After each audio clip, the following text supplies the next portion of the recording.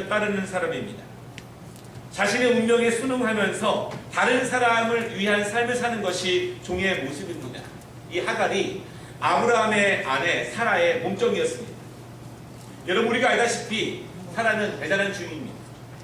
그 미모가 아주 뛰어났습니다. 그래서 어디를 가든지 그 미모 때문에 그런 사건들이 벌어지게 됩니다. 아름다웠고 남편의 사랑을 많이 받는 사람이 바로 사라였고, 그 사라의 종이 바로 하갈입니다. 그런데 남부럴 것 없는 이 사라에게 한 가지 마음의 근심이 있습니다. 무엇이냐면 그녀에게는 아이가 없습니다. 그래서 사라는 오랜 시간 고민하다가 이렇게 결정합니다. 말을 통해서가 아니라 우리 아브라함 남편을 위해서 이제 나의 몸종인 하갈을 아브라함에게로 드리게 합니다. 그리고 하갈을 통해서 그의 후세를 이렇게 낳도록 그렇게 합니다. 하갈은 종입니다. 자신의 몸이지만 스스로 결정할 수 없습니다. 내 것이지만 내가 아무것도 결정할 수 있는 것이 없습니다. 내가 저 사람을 사랑하느냐 사랑하지 않느냐, 그것은 중요하지 않습니다. 다만 주인의 명령에 의해서 아브라함에게 나아갔고 그리고 임신하게 되었습니다. 그런데 여러분, 문제는 여기서부터 출발하게 됩니다. 좋은 의도를 가지고 시작되었지만 여기서부터 큰 문제가 발생하게 됩니다. 5절 말씀에 보면은요, 임신한 하갈이 사라를 멸시한다 그렇게 말합니다. 그래서 그 사라가 하갈 때문에 너무 힘듭니다. 너무 괴롭습니다. 억울함을 당합니다. 그래서 그 억울함을 남편인 아브라함에게 이야기합니다. 제가 이러한 이유로 너무너무 힘듭니다. 근데 그때 아브라함이 너무나 매정하게 이야기하는 거예요. 사라에게 당신의 여종이니 당신 뜻대로 하라 이렇게 말합니다. 하갈 입장에서 너무 서운할 수 있어요. 그의 아이를 가졌는데 그렇게 사라의 뜻대로 하라 이렇게 이야기합니다. 그리고 6절 말씀에 보니까 사라가 하갈을 학대하기 시작합니다. 그 학대가 얼마나 심했는지 하갈은 임신한 몸을 가지고 도망치게 됩니다. 왜 이런 일이 벌어졌을까? 4절 말씀에 보면은요, 이 아기를 가진 하갈이 사라를 멸시했다 이렇게 말하고 있는데 정확한 뜻은 이런 것입니다. 하갈이 주인인 사라에 대해서 존경심이 점점 사라졌다 그렇게 이야기합니다. 왜 이렇게 존경심이 사라졌을까? 많은 학자들이 이 하갈의 마음을 이해해 보려고 합니다. 그래서 이렇게 많이 설명을 합니다. 하갈은 비록 종이었지만 이제는 자신의 아이를 갖게 되었습니다. 종이라도 자신의 아이를 갖게 되면 그 아이를 지키기에 싶고, 이제는 그 아이에게 좀 더 나은 환경, 종으로서의 삶이 아니라 자유자로서의 삶, 아름다운 삶, 행복한 삶, 그것을 주기를 원하는 거예요. 비록 나는 이렇게 살아가지만 내 자녀에게는 보다 더 나은 삶을 제공해 주고 싶습니다. 그러한 마음이 너무너무 발동되다 보니까 더 높아지려는 마음에 이 사라에 대한 존경심이 사라졌다 그렇게 말합니다. 종이지만 주인의 뜻대로 살아야 하는 운명이지만 아기를 가진 어머니로서 아기를 지키고 싶은 마음에 점점 그 마음이 사라로부터 멀어져 갔다. 여러분, 결국 사라는 하갈을 학대합니다. 얼마나 학대가 심했을까요? 결국 하갈은 도망치게 됩니다. 그런데 그 종이었던 그녀가 갈 곳이 없는 거예요. 집으로 가고 싶었지만 그녀의 집은 이집트입니다. 임신한 몸으로 거기까지 갈 수도 없습니다. 그 지역에는 친척도 없고요. 종으로서 피할 곳도 없고, 일단은 너무 마음이 아프고 몸도 아프고 갈 곳이 없습니다. 너무 그 학대 때문에 도망은 쳤지만 어디도 갈 수 없고 암울한 미래와 그의 그 처절한 현실, 결국 지치고 힘든 이 하갈이 목이 마려워서 갈증을 해소하고자 살고자 우물가 앞에 나오게 되었습니다. 오늘 8절에 이 여호와의 사자와 하갈이 우물가에서 만나는 장면이 나옵니다. 여호와의 사자가 하갈에게 물어봅니다. 내가 어디서 왔으며 지금 너는 어디로 가고 있느냐? 그때 하갈이 자신의 신세를 이야기하는 거예요. 나는 내 주인 사례를 피하여 여기까지 도망왔습니다. 이렇게 이야기합니다. 여러분, 중요한 것이 있는데요. 여호와의 사자가 이 하갈의 형편을 모르느냐? 그렇지 않다. 여호와의 사자가 이 하갈의 모든 형편을 알지만 그렇게 물어봅니다. 그리고 여호와의 사자가 하갈에게 이렇게 이야기합니다. 내 여주인에게로 돌아가라. 내가 내 씨를 크게 번성하여 그 수가 많아 셀 수 없게 하리라. 여호와의 사자가 갈 곳 없는 하갈에게, 도망친 하갈에게, 암울한 미래 속에 번민하는 하갈에게, 목이 마른 하갈에게, 어디도 그를 반겨주는 사람이 없는 하갈에게 다시 그렇게 돌아가라고 말씀을 하고 있고 그에게 주실 약속을 하고 있습니다. 그래서 오늘 11절에 보니까요, 하갈이 그 모습을 말하면서 뭐라고 고백하고 있냐면 하나님께서 나의 고통을 들으셨습니다. 그렇게 말하고 있습니다. 여러분, 오늘 우물가에서 갈 곳 없는 하갈은 하나님을 만나게 됩니다. 목이 마르고 애태우고 살고 싶고 아기를 살리고 싶고 그에게 더 좋은 미래를 주고 싶고, 그리고 억눌리고 처절한 종의 신분이었지만 누구도 그를 반겨하지 않고 세상의 모든 짐을 혼자 짊어지고 가는 듯한 그러한 모습이었지만 그 우물가에서 그가 하나님을 만났다고 하는 것이 중요합니다. 그리고 하갈의 고백이 더 중요해요. 하나님께서 나의 고통을 들으셨다. 알아들은 여러분, 하나님께서 여러분의 고통도 들으심을 믿으시기를 바랍니다. 여러분이 어디서부터 이리로 왔으며 이 자리에서 어디로 또 갈 것인지 하나님이 알고 계심을 여러분 믿으시기를 바랍니다. 갈 곳이 없고 애처롭고 걱정과 근심과 어려움, 갈증과 목마름으로 가득 찬 우리가 갈 곳이 어디 있겠습니까? 오늘 하갈이 이 우물가에서 하나님을 만난 것처럼 우리의 모든 고통을 아시는 그 하나님, 그분을 우리가 만날 수 있는 은혜를 여러분 사모하시기를 바랍니다. 하나님은 우리의 모든 고통을 이미 알고 계십니다. 이 말씀을 통해서 두 번째로 볼 수 있는 것은요, 하나님께서는 하갈을 살펴주셨습니다. 오늘 그 대화의 중심이 이것입니다. 하나님께서는 이미 여기까지 온 하갈의 고통을 다 알고 계신다고 말씀합니다. 종으로서 주인을 섬기기 위해서 노력했던 그 모든 하갈의 모습을 아신다는 것. 자신의 의지 없이 주인에게 순종하고 아브라함과 이 사라의 후사를 위해서 헌신했던 하갈의 모습을 하나님이 아신다는 것. 종으로서 억눌린 그녀가 아기를 지키기 위해 했던 모든 것들을 주님이 아신다는 것이고, 그리고 주인에게 신체적으로 정신적으로 당했던 학대를 하나님이 아신다, 이렇게 말씀합니다. 여러분, 고통은 어떻게 이길 수 있을까요? 여러분 말씀드립니다. 고통은 하나님께서 우리에게 은혜를 주실 때 이길 수 있습니다. 내가 가진 고통의 무게보다 하나님이 주신 약속의 무게가 더 클 때, 내가 가진 고통보다 하나님이 우리에게 주시는 그 소망과 희망이 클 때 우리는 그 고통을 이길 수 있음을 여러분 믿으시기를 바랍니다. 오늘 하나님께서 그의 고통을 들으시고 그를 살펴주시는데 두 가지의 위대한 약속을 하갈에게 주셨습니다. 첫 번째로 10절에 보니까 뭐라고 말씀하고 있냐면 내가 내 씨를 크게 번성하여 그 수가 많아 셀 수 없게 하리라, 그렇게 말씀하셨습니다.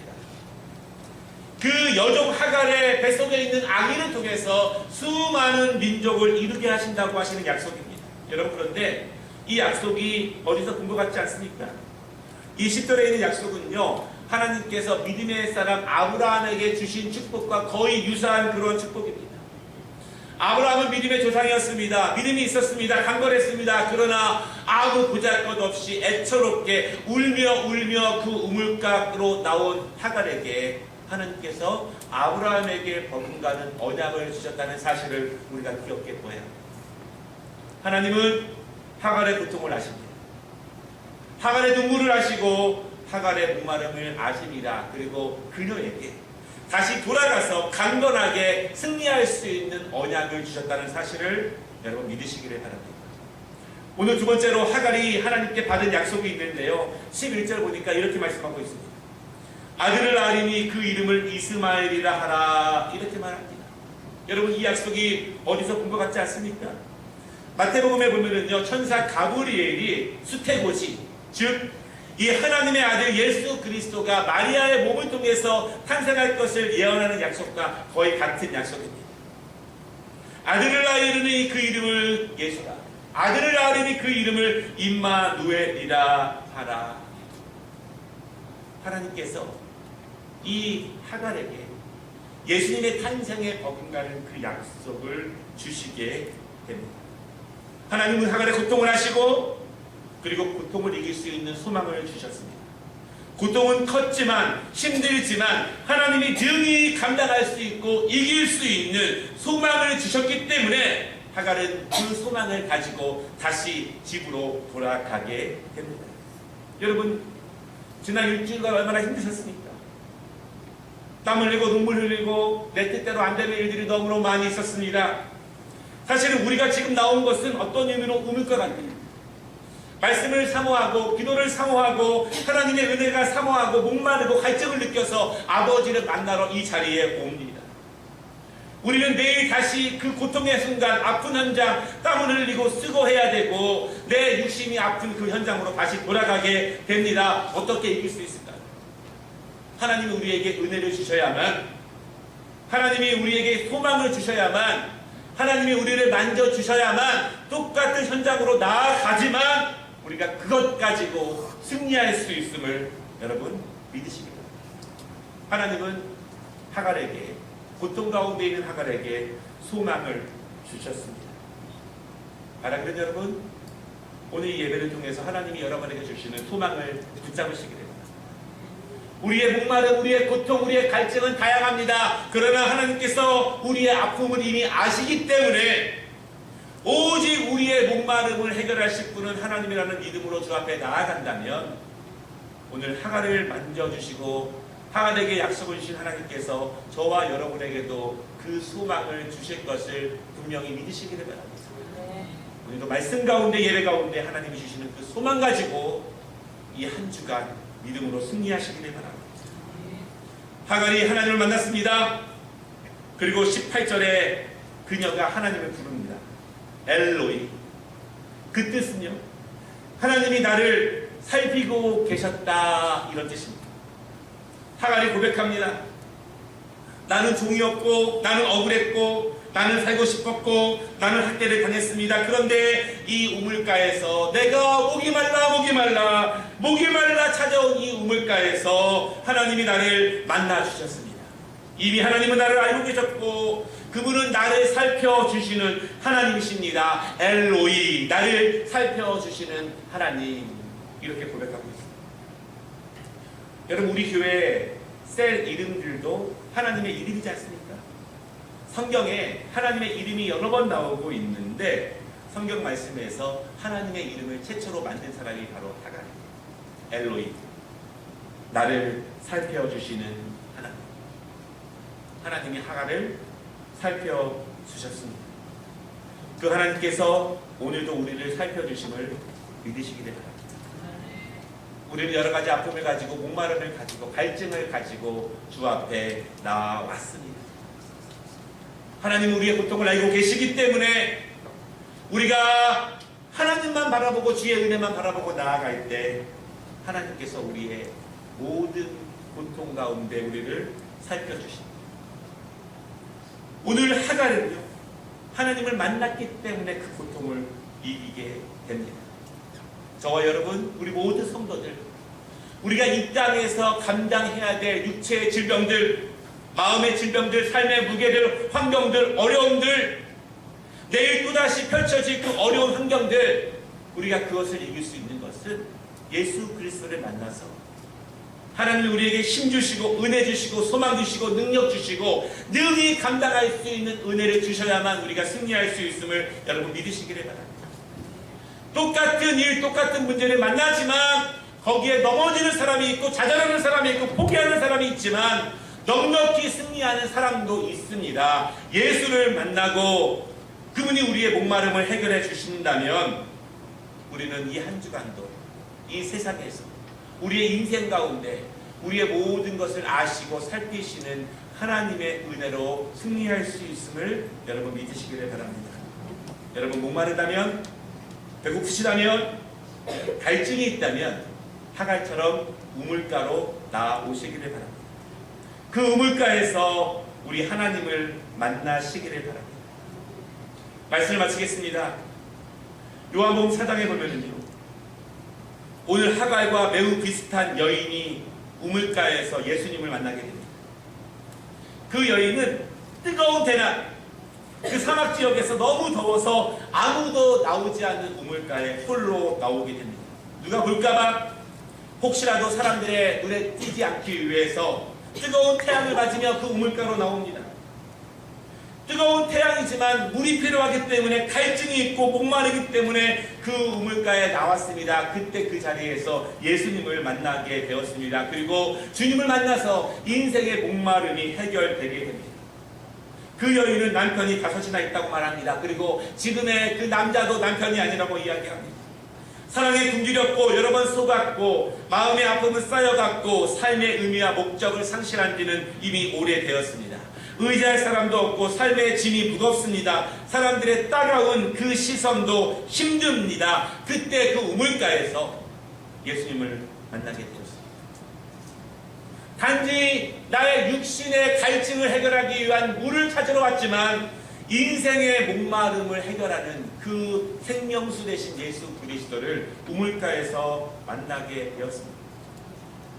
예수님이 그 여인을 찾아오셨습니다. 예수님은 그 여인의 삶을 이미 아셨고요. 그 여인의 고통도 아셨고요. 그 여인의 삶의 무게도 아셨습니다. 그리고 그 여인을 긍휼히 여기셨습니다. 그리고 그녀에게 약속을 주십니다. 내가 지금 목이 말라서 이 우물가에 왔지만 물을 마셔도 너는 또 계속 목마를 것이다. 그러나 내가 지금 주는 이 물을 마시면 너는 영원히 목마르지 아니할 것이다. 여러분 믿으십니까?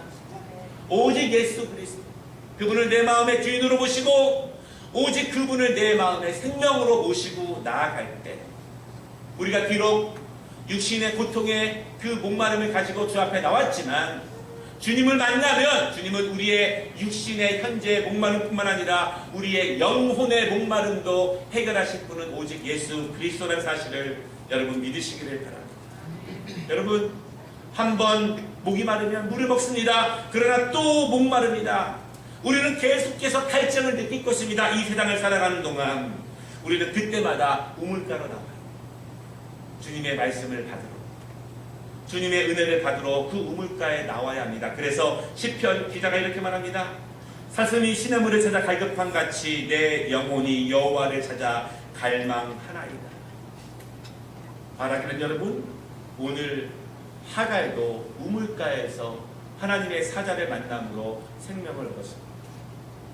수가성 여인도 그 우물가에서 예수 그리스도를 만나서 생명을 얻었습니다. 우리도 예수 그리스도 앞에 나와서 그분을 진정으로 만나면 하나님이 우리의 주인 되어주시고 우리에게 약속을 주시고 소망이 되어주시고 능력이 되어주시고 우리를 승리할 수 있도록 인도해 주심을 여러분 믿으시기를 바랍니다. 기도의 우물가, 말씀의 우물가, 예배의 우물가, 하나님을 만나고 예수 그리스도를 만날 수 있는 그 자리로 나와서 주님 만나서 강건하게 살아갈 수 있는 우리 모든 성도 되시기를 주님의 이름으로 축원합니다. 우리 잠깐 합심으로 같이 기도하기를 원합니다.